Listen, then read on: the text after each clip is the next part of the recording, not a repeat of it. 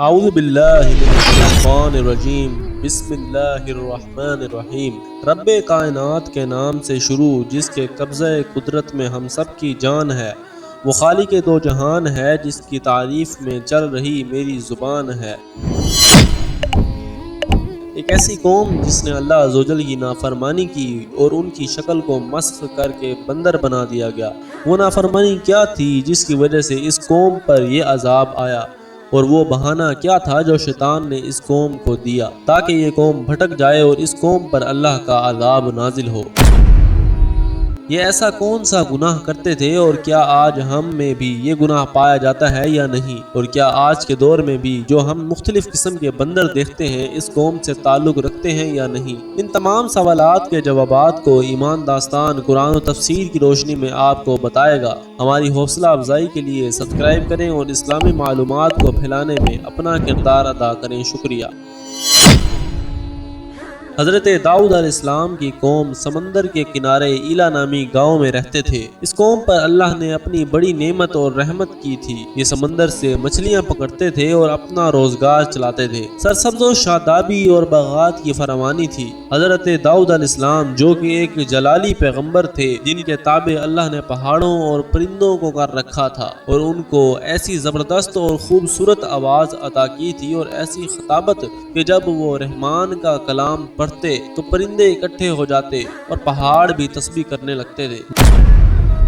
دراصل اس دور کے اندر موسیقی بہت پھیل رہا تھا، جس کی وجہ سے لوگ موسیقی کی دھن میں مگن ہو کر دین حق سے دور ہوتے جا رہے تھے۔ تو اللہ تعالیٰ نے زبور نازل کی اور حضرت داؤد علیہ السلام کو ایسی زبردست آواز عطا فرمائی کہ جسے سن کر پرندے بھی ٹھہر جاتے تھے۔ اللہ عزوجل اپنے اس بندے کا ذکر یوں بیان فرماتا ہے: وَاذْكُرْ عَبْدَنَا دَاؤُودَ ذَا الْأَيْدِ إِنَّهُ أَوَّابٌ، اور یاد کریں ہمارے بندے داؤد قوت والے کو، بے شک وہ خوب رجوع کرنے والا تھا۔ ان سخر الجبال معه یسبحن بالعشی والاشراق، بے شک ہم نے پہاڑ اس کے ساتھ مسخر کر دیے تھے، وہ صبح و شام تسبیح کرتے تھے۔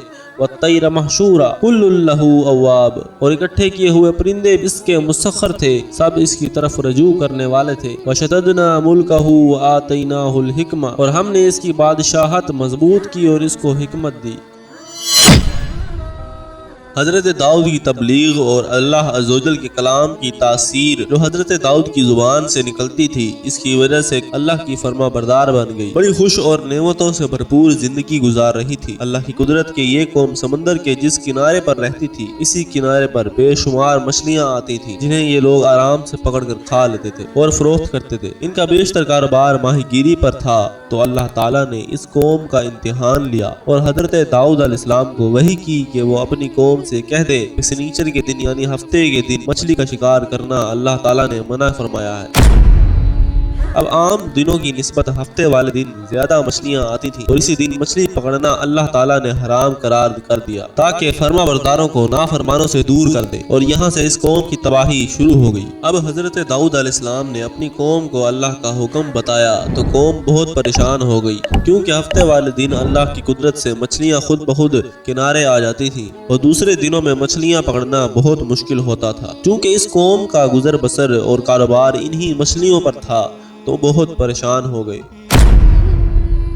اب شیطان ملعون کو کہاں چین آتا ہے، اس نے دیکھا کہ بڑا اچھا موقع ہے ان کو بہکانے کا، تو شیطان نے اس قوم کو کہا سمندر سے نالیاں نکال کر زمین میں بڑے بڑے حوض بنا لو، تاکہ ہفتے والے دن جب مچھلیاں ان نالیوں سے گزریں تو ان حوضوں میں قید ہو جائیں اور تم اگلے دن انہیں پکڑ لو۔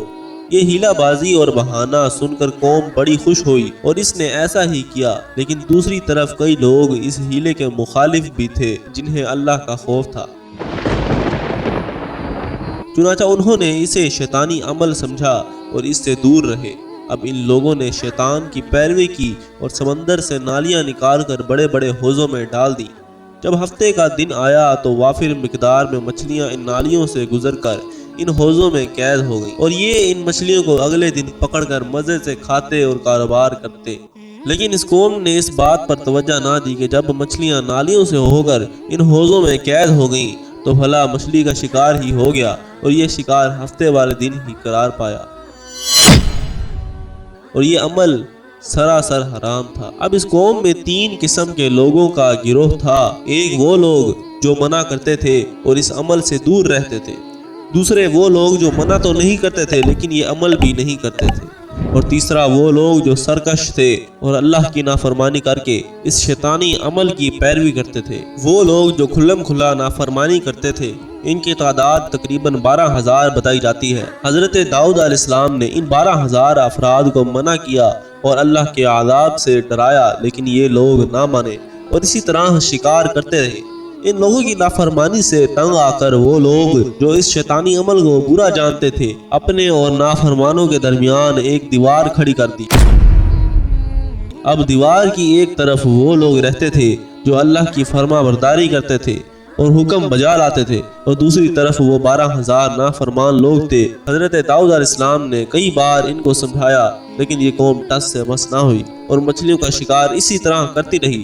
آخر حجت تمام ہو گئی اور عذاب الہی نے ان نافرمانوں کو آ گھیرا، جس کا اثر یہ ہوا کہ کوئی بھی نافرمان اپنے گھر سے باہر نہ نکلا اور خاموشی چھا گئی۔ جب وہ لوگ جو فرما بردار تھے دیوار پر چڑھ کر ملاحظہ لینے لگے تو ان کے ہوش اڑ گئے۔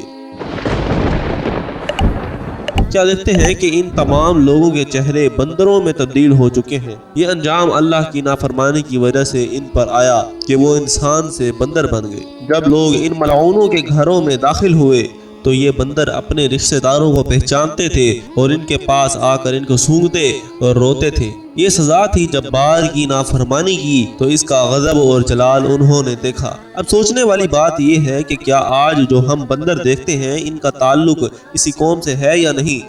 تو میں آپ کو بتا دوں کہ جب اللہ کسی قوم پر عذاب نازل کرتا ہے تو اس کی نسل آگے نہیں بڑھتی۔ یہ لوگ اسی حالت میں 3 دن تک زندہ رہے اور پھر ہلاک ہو گئے۔ اس سے معلوم ہوتا ہے کہ آج کے دور میں جو ہم بندر دیکھتے ہیں ان کا تعلق اس قوم سے نہیں ہے، بلکہ وہ عام بندر ہیں۔ وہ لوگ جو اس عمل سے دور رہتے اور لوگوں کو منع کرتے تھے اس عذاب سے بچ گئے، اور وہ لوگ جو اس عمل کو دل سے برا جان کر خاموش رہتے اور خاموشی اختیار رکھتے، انہیں بھی اللہ نے اس عذاب سے محفوظ رکھا۔